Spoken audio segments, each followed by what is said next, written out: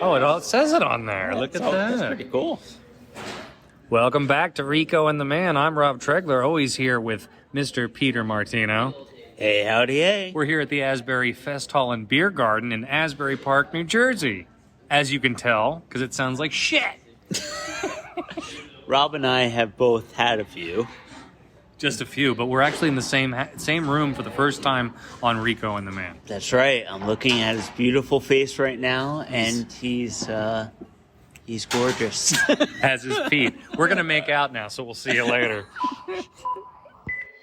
Hey, Mike. Yeah, what's happening? Hey, have you ever heard of Rico and the Man? Rico and the Man. Rico and the Man. Rico and the Man. Rico and the Man. You're listening to Rico and the Man. Theater of the Mind. With Rob Tregler and Peter Martino. Welcome back once again to Rico and the Man. I'm Rob Tregler, always joined by Mr. Peter Martino. Hey, howdy, hey.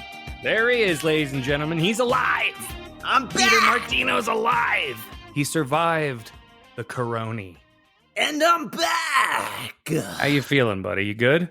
Good. I am at 100%. 100%. That's wonderful news. Wonderful news. Achoo! Oh, boy. Kidding. Yes, I am back. Everything's great. Everything is grand. That's fantastic. A lot of people were wondering because we were off for a little while. We didn't really tell anyone we'd be off for a little while. Yeah. But we took a little bit of a break. I don't even think we knew we took a break. Yes. One of the reasons being for our big long break that we didn't even know we took was that I actually came out to New Jersey. That's right. That's right. We were in the flesh. Same room. I was actually sitting on Rob's lap when we did that whole intro in the restaurant. The Asbury Beer Garden. Yeah, our server was super friendly and super accommodating, which I guess you want in a waiter in a server. But see, that's another thing. Like waiter and waitress, I feel like are like insults now to servers. You have to call them it just has to be server.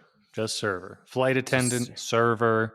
There's no pronouns of masculine, feminine anymore. Right.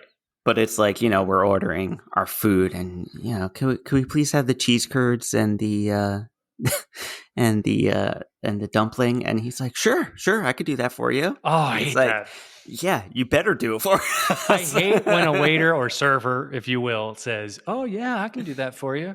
Yeah. First of all, you're not doing it. Right. Second of all, it's on the fucking menu. Yeah. Third of all, shut your fucking mouth. Now get me another beer, bitch. Get me another Duvel, ass. No, I mean he was a really nice waiter, but sometimes like that accommodating kind of hippie waiter, kind of whoa, look out, edamame. It's like just take the fucking order, okay? Yeah. It's like that scene in Office Space, the Chachi's guy. Yeah. He's supposed to be like this TGI Fridays friendly, overzealous server. And everyone hates him. Quick trivia, who played the manager at that restaurant? Oh, that was Mike Judge, wasn't it? Hey, Pete got the answer right. I have to say, you made me an amazing 1 to 4 shots when I was at your house. They were pretty good, I have to admit myself. They did come out pretty good. You party hard still, I realized. Hell yeah. Fucking A. I'm like, I'll have a glass of wine. You're like, you want a shot? You want a shot? No, fuck that. One of my best friends is in town. We're going off the rails. Off the rails!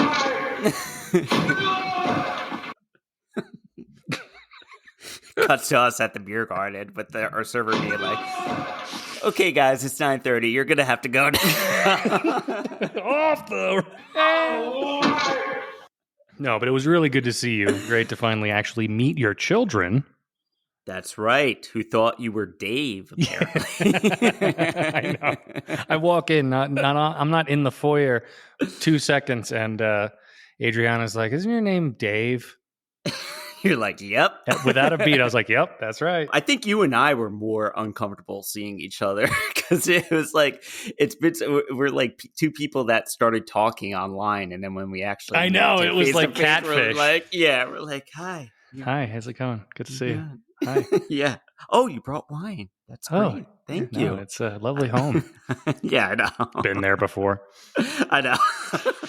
But we quickly fell out of that awkwardness. Yeah, for sure.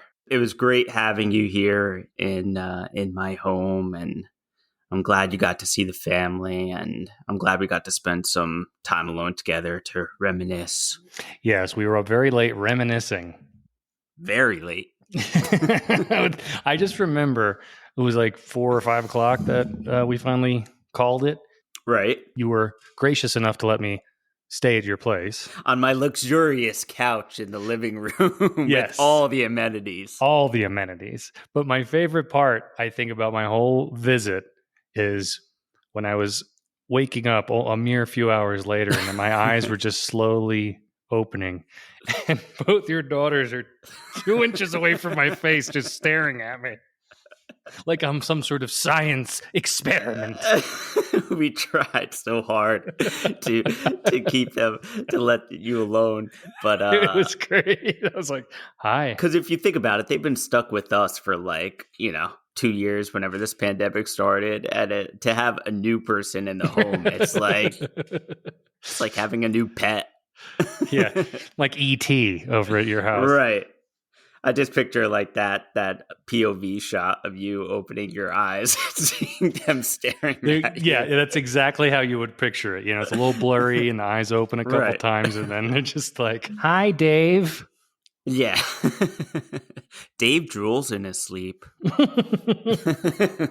No, but it was a good time, and it felt like old times, pulling out old pictures. I know. I'm sitting Polaroids. outside, and Pete comes outside, and just like it was like War and Peace just drops on the table like a photo album that's like 12 inches thick. That's when people actually used to print pictures and save them and put them in albums and stuff like that. Now it's like I take pictures on my phone and I'm just forget about it. In those books and the videos you showed me, there are so many memories I didn't know I had. That's right. See? Brought that out. I brought your memories back. You brought my memories back to the future. Literally. We should post a couple of those pictures on the Rico and the Man Twitter page.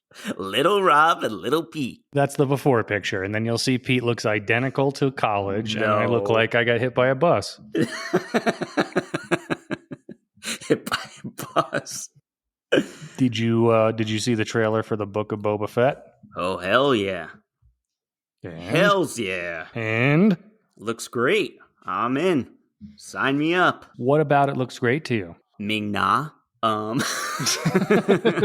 starters. Yes. No, I don't know. I just like I like how they're bringing the whole like Jabba the Hutt legacy into it a little bit, and how he's kind of becoming the gangster taking over that throne. Yeah. But there's like turmoil in that whole, I don't know, government, if you want to call it, or whatever that round table was that they're all discussing. Mm-hmm. I think it's like the mob bosses. Yeah. Anything that Jon Favreau is behind and has to deal with Star Wars, I'm totally for. So absolutely. I mean, both of us aren't huge Boba Fett fans, but I'm glad that they're fleshing out his character a little bit more than just the brief glimpses we see of him in the original trilogy. Hopefully it's not boring. That's the only thing. That's the only thing I'm worried about. I don't I hope it's not going to be an entire series of guys sitting around a table speaking freely. Yeah. We got that in the prequels. Thank you. We don't need any more details about trade federations and separatists. Kid stuff. Yeah. But no, it looks cool, and I'm happy it's coming out this winter, in the middle of winter, where like you're looking for stuff to watch on those cold, wintry nights. Just like Hawkeye. Yes, that's right. Yeah, we'll just bide our time watching these clowny Disney Plus series. Yeah, these clowny. Dude, no, I'm not mentioning the Hawkeye trailer because it's like a romantic comedy in New York at Christmas. Right. I actually kind of dig the trailer of that. I thought, I like the whole Christmas setting and everything, but Yeah, I thought it was pretty good. Much better than I was expecting. Yeah. Yeah, no, I'm excited for it now. I wasn't before, but it looks fun, which is It what I does look think it fun. should be. Yeah, I agree. And it's funny because Steph, my wife, actually loves Jeremy Renner. And she loves Christmas. She's like obsessed with Christmas, all things Christmas music. So I know she's going to love this combination together. And this TV show has it all. It's got Jeremy Renner. It's got Christmas. It's got archery. Merry Christmas, kids. You got your Hawkeye series and your Rico and the Man action figures found in Target or any of your local stores. I think they even have them in Starbucks. I think they sell the ornament form of. Oh, that's what it is. Yeah, they're like miniature ornaments. Of, is that the one with the little bendy microphone? Yes. Yeah, I got that one right here. Wait, let me see. Ka-ching, ka-ching. Oh, and it talks too. Yeah, mine talks. That. Wow. Yeah, push the button on the back of yours. All right, let me try. Ka-ching, ka-ching. Whoa! I had no idea. Yeah. Well, this is going to be a great Christmas. Really, that's magical. right, ladies. Go to ricoandtheman.com. Doesn't exist.biz. Did you see the Batman trailer? Yes, that I did see too. I was kind of hoping to see more of the Riddler because I actually am a really big fan of Paul Dano. I think he's a great actor. Yeah, he's great. My thing with the Batman trailer, though, is I feel like they're trying to make it too much like the Dark Knight series. And I kind of was hoping that it would have its own look or feel. I agree with that 100%. I have been waiting to see, okay, what are they going to do? The Batman and everyone like behind the scenes, it's like, oh, it's a great new take on the character. Yeah. You know, you could put this up next to the Nolan Batman and it's like, all right, he's flying through some sort of chimney bullshit and bats flying around and, you know, it just looks the same old. I don't know what they can do at this point to make Batman different or new or exciting. Maybe it'll be in the story of this movie. I don't know. Maybe. But as far as the look and the feel, I was underwhelmed, if anything. Yeah, I mean, even that one scene, he was like, it looked like he was in a jail and he was talking to, like, screaming at someone. It reminded me of the scene in when he's interrogating the Joker in The Dark Knight, when he's screaming at him. Where is she? Same thing, yeah. And first of all, and second of all, I should say, when did the Penguin get a Brooklyn accent? I guess the Penguin now is in the mob. I guess that's what we're going with. I don't know. I'm the Penguin. Oh. Yeah. Bada bing, bada boom. I'll make you sleep with the fishes. Where's my fucking cigarette on a stick? Oh. I see you there, Batman. I see you hiding there in the corner in the shadows. I'll shove an umbrella so far up your ass, you'll be... This is off topic, but one of the movies that was actually on the other night, and I remember seeing the trailer of it back in 2019, and I was like, this looks like it could be interesting. It was Ma with Octavia Spencer. Yeah, I know that. And she basically like invites all these young high school kids to party in her house, right? But it's really like she's getting even with them because they're the sons and daughters of the kids that used to tease her in high school. So she's like getting back at them. Mm-hmm. I like Octavia Spencer too, but she just was played like such a fucked up role in this. And I'm like, Octavia, this is not you. But I feel like it could have been a decent movie, but it just got silly. So that's my recommendation of a movie not to see. You heard it here first, folks. Ma, that's been out for like 3 years. Peter Martino does not recommend. It's that classic movie where when the credits roll, you look at your partner and you go, What was that about? Well, we can say that we saw it. Yeah, right. Which who needs that in their life? Try to get a positive spin on it. Yes, at least we killed 2 more hours of our lives. The other one is like, I wanted to have sex. Yeah, I know. But Ma is on. I feel like that's a genre that I need to delve into a little bit more, are horror movies, because I feel like I'm just out of the loop. I'm not a huge horror fan. Yeah, I'm not either. I know that I'm a big Halloween fan, as we've discussed in the past. But as far as the whole horror movie genre, there really needs to be something special. Right. And I think that horror movies today that are set in today's times have it really hard with the invention of cell phones. Because that's true. Because every horror movie today, there's at least 3 or 4 times where you just laugh out loud where a phone would fix the entire situation. Right. And all of a sudden they don't either have service or it gets stepped on or they just don't have the common sense to use it. There's even a few of those moments in the new Halloween. So you can't go in taking them too seriously unless it's like one of these really dark psychological horror movies. They remake When a Stranger Calls and the person just blocks the phone call and it's the end of the movie. Yeah, seriously. 2 minutes. Think about so many movies that wouldn't exist with cell phones. Die Hard is the first one that comes to mind, Jurassic Park, if they had really good service. Yeah. I'm sure they could have called somebody. That's why I think shows like Stranger Things work so well. A simpler time. It's digressing to a simpler time. Well, I mean, you watch Seinfeld and how much they're on the phone, and how much they're missed by people because they didn't get someone's phone call. Yeah, even with comedy stuff, you'd be screwed. You have to suspend disbelief because who in their right mind in this day and age goes to somebody's house or apartment unannounced where someone knocks at the door? Yeah, I know. When was the last time anyone ever did that without a heads up? Ever. I know. I hate the pop-ins. Hate the pop-in. Oh, no. I remember there being some Christmases where like we were opening our gifts Christmas morning and the doorbell would go off and like relatives would like pop in. And it's like, we're kind of in the middle of something right now. Like 6:30 in the morning. Yeah, it's like, come on, man. Can I just open my Hot Wheels first? Yeah. No, it wasn't Hot Wheels. It was Masters of the Universe. That's right.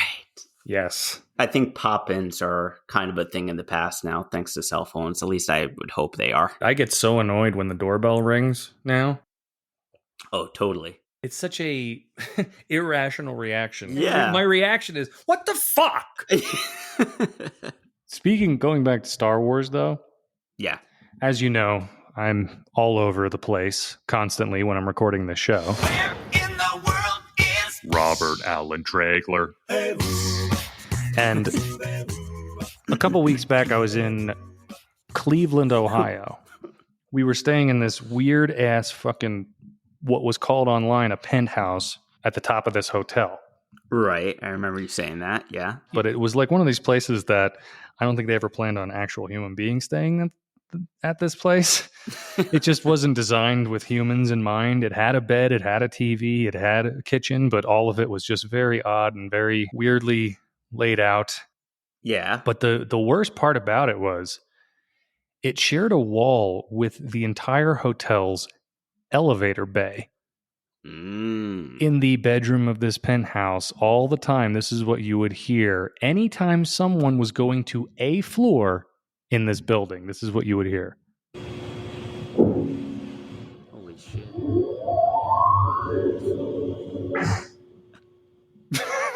That's actual sound? That's the actual sound effect. It sounds like a rocket. Doesn't it sound? No, well, I'm getting to that. Like, listen to it again. This is like, but every like 5 minutes. Oh my God. But the first time I heard that sound, I was like, that. So I recorded that with my phone. I had to have it. It reminded me of something out of Star Wars. And I was like, but it really sounds very similar to something in Star Wars. And for a couple days, I couldn't get it. And then I was like, wait a minute. What was that fucking creature Obi-Wan rode in Revenge of the Sith? Is it that that like lizard it's thing called with feathers? Yes. And I looked it up and it's called a boga. And I remember how the boga sounded. And I pulled this clip.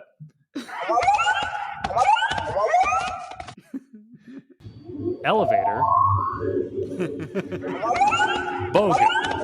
Maybe there was no elevator. It was just Obi-Wan. Obi-Wan riding in the elevator. Hello there. 4th floor. So not only was the new Indiana Jones pushed by a year, but it was like every movie was pushed by like a fucking 6-month period. What the fuck was that about?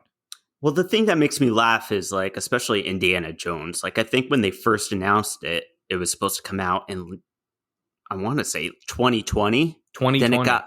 Then it got pushed back to 2021, and then it got pushed back to 2022 with a new director, and now they're gonna push it back to 2023. It's like, is Harrison Ford even going to be alive by the time the premiere happens? You're gonna wheel him into the premiere?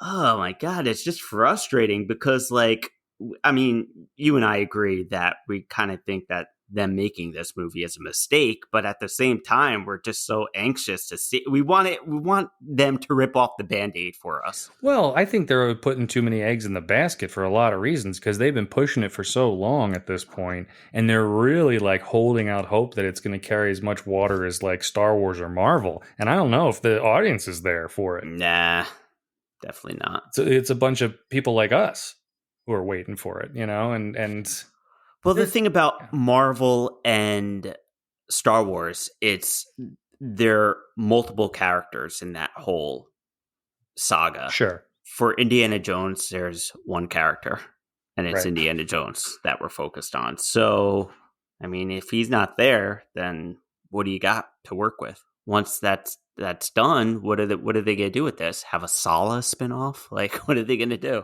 I told you to be all right. Make room for Sala, a new sitcom. Sala with all his kids.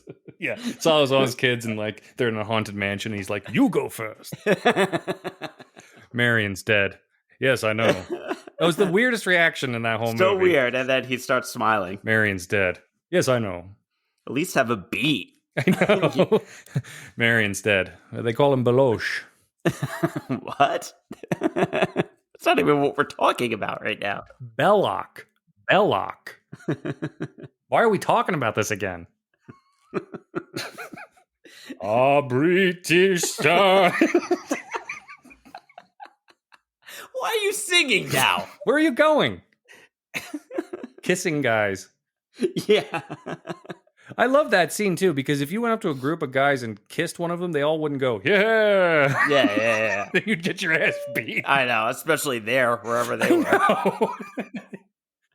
Oh, there's another trailer that came out this past week, I believe, that we didn't talk about. Mm. The reboot of Home Alone. Oh, yeah. Yep. Which looks like the same shit. Well, again, no one asked for this. They have their Home Alone. That's what they're going to watch at Christmas. They're not going to watch this Home Alone. What, just because the kid has a British accent, we're supposed to be knocked off our seats? Yeah, and Buzz is still there. Yeah, the quick shot of him. The quick shot of him looks like he's looking for Michael Myers for some reason. I mean, as a little kid, it is fun just to watch another little kid put cool little things together that hurt people. Sure. You know, I mean, story-wise, you don't really need a solid story if that's really what you're going for. If he comes up with some cool, inventive ways to beat the robbers up, maybe it could be fun. But that's the only reason you would make another Home Alone. Well, it's funny. I showed Adriana the trailer, my 8-year-old. Right.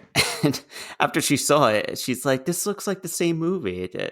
Didn't they already make this? Like, she was so confused. I was like, yeah, but they're, I'm trying to explain they're doing it with the new cast and it's like a reboot. But even she was like, it looks like the same exact movie. Except British. Cockney Home Alone. We're going to go home alone now. We're in Tokyo and Kevin's at home. Goes to Japan for Christmas.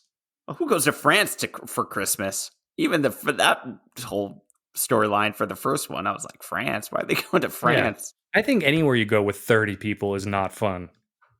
Oh, I know. One thing I did want to say about being home was, I don't know if you've been watching the new season of Curb Your Enthusiasm. Yes, I have. I watched the first episode and I was like, haha, it's still funny and it's, cartoony, like I was saying before on the show. But when I watch it with my mom, my God, every joke lands twice as good because she just cracks up at everything. Really? Yeah. Like Leon, who's the Kramer of that show, she adores. Right. That always makes it better when you watch someone that's putting a show or movie in a different more positive perspective for you. So it makes it more enjoyable for you. Hang on 1 second. I already Okay. fed them, just so you know. They're tricking you? Motherfuckers. You're talking about your slaves? Yes, I fed the slaves. Get back under the ship. Oh. No more for the gimp. Oh. He's been a naughty boy. Oh, God. Gimp. Shut your fucking mouth. You should have put the Frederick Slack. The Frederick Slack. Whoa. Yeah. Hey, everybody, we have a gimp. Whoa! Gimp, what do you want for dinner? Drumstick and thumb. You'll get bones and like it. Wow! Bingo! What were we talking about? Curb Your Enthusiasm? Curb Your Enthusiasm. Well, No. I did think the first episode was okay, but I did enjoy the second episode better. I thought that was a better episode. Yeah, I liked Albert Brooks in the first episode. He was great. Yeah, he was good. I'm sure they're going to bring him back for future episodes. He was so deadpan the entire time and so I know. quiet. That's what made it so funny. Like, it's, he's an old man now, and I love Albert Brooks. I love Yeah. all his movies, but there was some sort of quietness about him in this that made me laugh twice as much. Yeah, I agree. I like the scene where he did his own funeral, and they just show him upstairs lying on the bed watching the feed from upstairs. I just thought that was hilarious. There's Larry. And he's like enjoying every moment It's of so it. weird. There's no turning back on Curb where it's ever going to not feel like a cartoon again. I feel like the characters are now doing caricatures of the characters that they played. You know what I mean? Like they're becoming too like you said, too cartoony and just way too over the top. Well, yeah, it's like their Susie reactions and stuff. is just the Susie character. Make sure she yells a lot. Make sure she curses a lot. But I think that happens with anything you go long enough. Yeah, and I mean, even some of the storylines, like I remember when it first started out, it was supposed to be like making fun of all those social behaviors that people have and people could relate to it more. Whereas now it's going more into like the whole, entertainment field that not a lot of people can relate to and the inner workings of that. And sometimes it gets a little too inside baseball for like the casual viewer. Whereas in the earlier episodes, I mean, I think it focused more on like the social behavior that everyone could relate to. Yeah, but at one point it flipped where the social behavior, everyone else was ridiculous. Yeah. He was the ridiculous one calling everyone out on the stupidity, but then eventually it flipped and now everybody's reactions and response is off. No one would do half the things these people do. Right. Exactly. And it's weird. He's become more of the regular guy. Yeah. But I would rather watch Curb Your Enthusiasm than Young Sheldon any day of the week. Fucking A.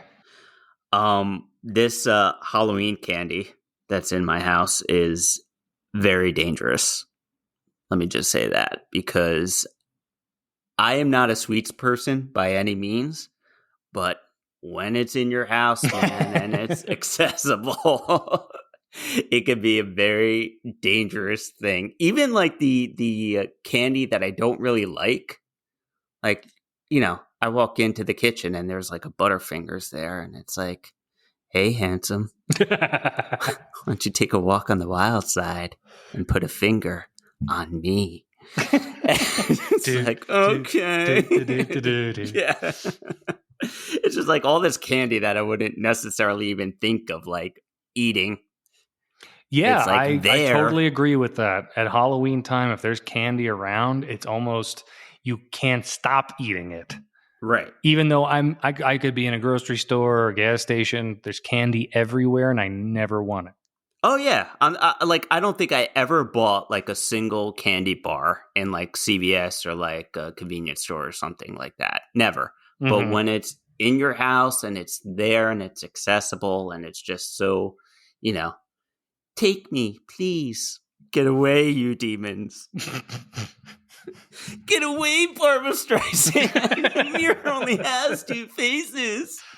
Wow, that's a deep cut. That's a deep cut. Rico and the Man cut. When it was called the Rico and the Man Chronicles podcast.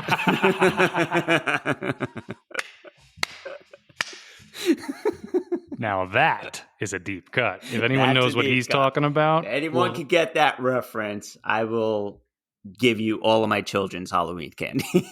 You heard it here first, folks. If you get that reference, Pete's going to mail you all of his Butterfingers. Show up all melted and shit. But did you get a lot of... Oh, you weren't even home for Halloween, right? You were in Arizona. No, I was back in Arizona. I was going to say, did you get a lot of trick-or-treaters, but you weren't even at your house. I got a lot of trick-or-treaters at my house, but I wasn't at my house. However, I got trick-or-treaters at this house, the Airbnb I'm staying at, so I had trick-or-treaters in stereo. Had the assholes on the front porch of this house and the Ring doorbell going off on my iPhone every 2 seconds. Did you have candy at least there? No! You're like, get off my lawn! I'm trying to do a podcast here. This is an Airbnb. Shut up! It's my lawn for the week, you clown. More like Airbnb beat it.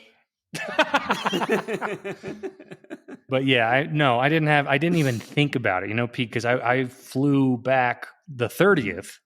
So I slept like most of the day on that Sunday, the 31st. Totally forgot it was the 31st. Didn't prep.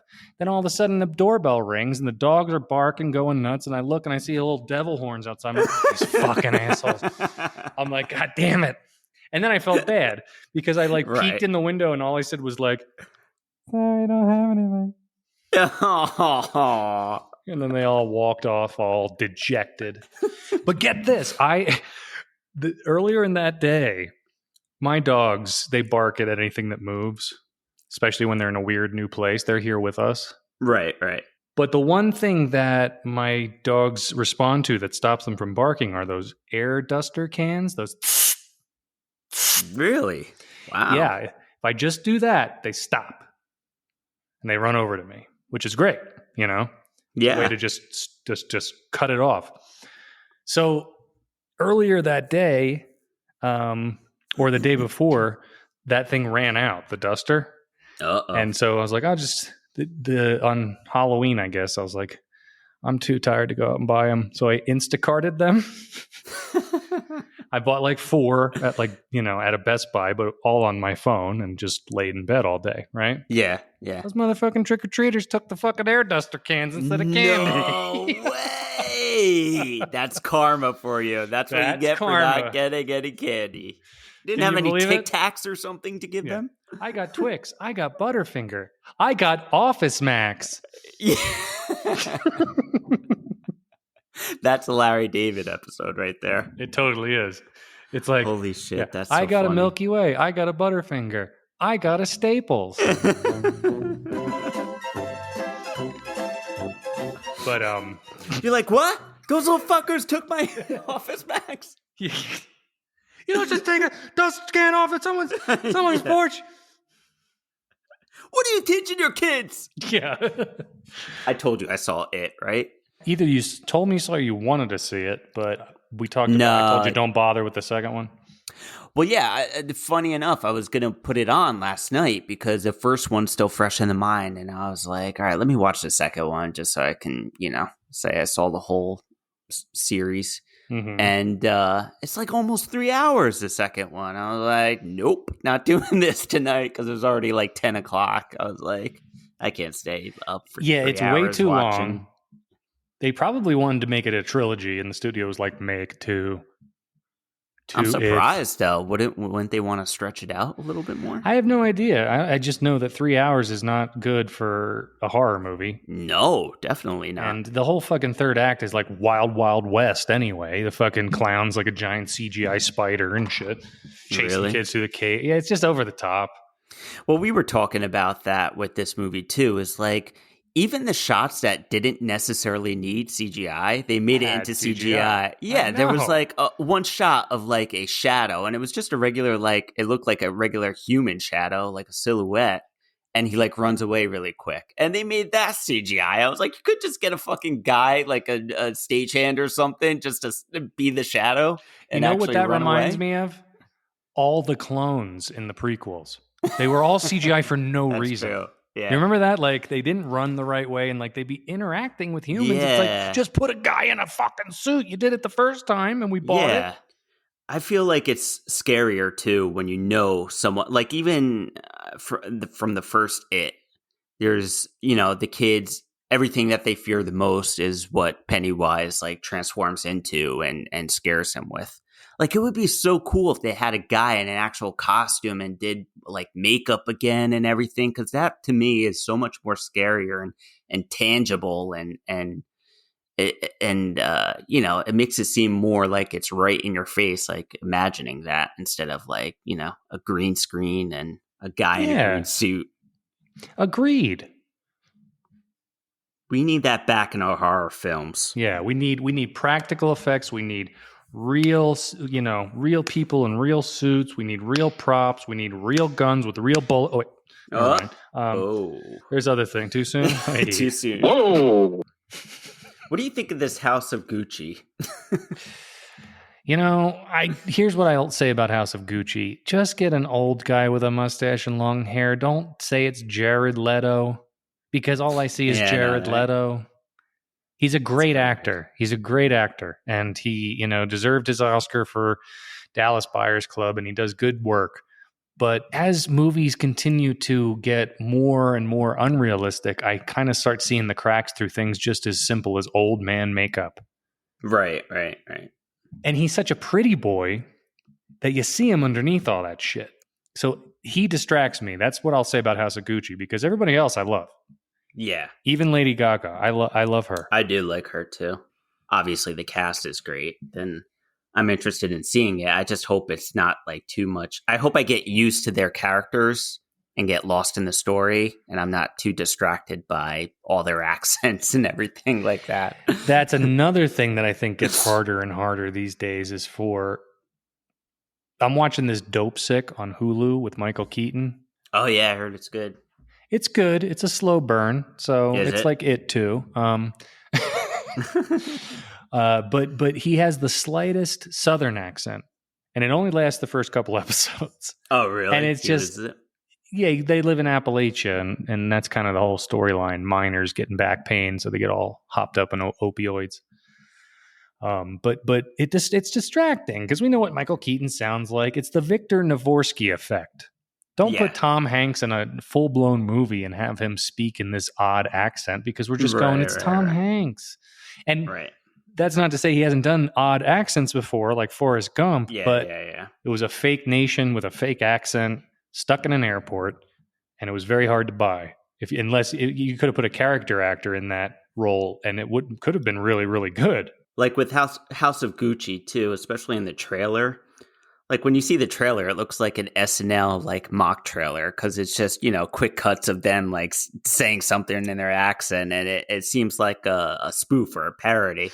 Yeah, like their Mayor of Easttown trailer. Right. So that's why I'm hoping that the show is good enough that you forget about all that and you get invested in the story. I mean, at this point, I'm open to anything. I'm running out of shows left and right. I'm running out of movies left and right. Finally caught up with the morning show, which I'm loving. Yes, I missed the past couple of episodes, but get on that. I'll get on it. Get on it. Get down on it. Bom, bom, bom. Get down on it. Morning show. Dun, dun, dun. Get down on it. Blah, blah, blah. Billy Crudup. Dun, dun. Is a schemer. Dun, dun. Steve Carell. Dun, dun, dun. Dies in this last episode. Dun, dun, what? Dun. No, he doesn't. No, come on. Don't spoil it for me. How am I going to spoil it? Oh, so are you excited about Chris Pratt voicing yet another popular cartoon I'm not. character? I don't think I'll ever be excited about Chris Pratt voicing anything. When I think of Chris Pratt, I don't think about his voice. Do you? No. I think about his body. Mm-hmm. That's what we all think about. Yeah, it's just ridiculous because there's so many talented voiceover actors and actresses out there, and it's just like you have to come on. Like how many times are you going to go back to the same well and dip from that source? where there's so many other rivers out there that you can explore. Well, like he must be getting ridiculous paydays on these, because that's the only reason anyone would do voiceover work. Well, it's just an easy gig. You do get paid a lot of money if you're like a big star and they want your name attached to your animated movie. And you could fucking go in your pajamas and, do your job in a booth, and absolutely, it's just so much easier. Bradley Cooper said that he made more fucking money playing that goddamn raccoon than any movie he's made in his career. I know. But wouldn't you think like Chris Pratt would eventually be like, he voiced the lead in the Lego movies. He's going to be Super Mario, and now he took the part in Garfield. He was in Onward. Like, wouldn't you think at some point he would be like, nah, like it's all right. I feel like I'm doing too much voiceover all in a row. Like, I'll pass on this one. Sure, but he doesn't pass. Chris, pass. Well, listen, I mean, if you can strike a good deal, like I've always said, I'm not, get as much money out of these bastards as anyone can. That's great. However, if I had to pick out of any of those movies, Garfield makes the most sense because Chris Pratt's kind of boring. Yeah, I know, so is right? Garfield. Yeah, I think out of all those movies, Super Mario makes the least amount of sense. I just don't see Chris Pratt going, woo, woo, wah. Yeah, try to pick someone new. There's a lot of great actors out there that could probably do good voiceover work if they took Nick Nolte is Garfield. Lasagna. I hate Mondays. So, what did we learn today, Pete? We learned that Halloween candy in the house is bad. Is evil. Yep. We've learned that you were sleeping next to a space shuttle. Yes. And we learned that we still love each other after all these years. Yes, we do. After all these years. And it seems like old times whenever we get together. And that's what we learned. Well, I'd like to thank all our guests, which were none of them, for this episode of Rico and the Man. Yes, thank you. And, fuck it. We'll see you next week. Bye-bye. Thanks for listening to Rico and the Man. We want to hear from you. Send us an email at ricomanpodcast@gmail.com. Follow us on Twitter at Rico and the Man, and on Instagram at Rico and the Man Pod. Don't bother following us on Facebook, because Facebook is an awful place in the darkest corners of humanity.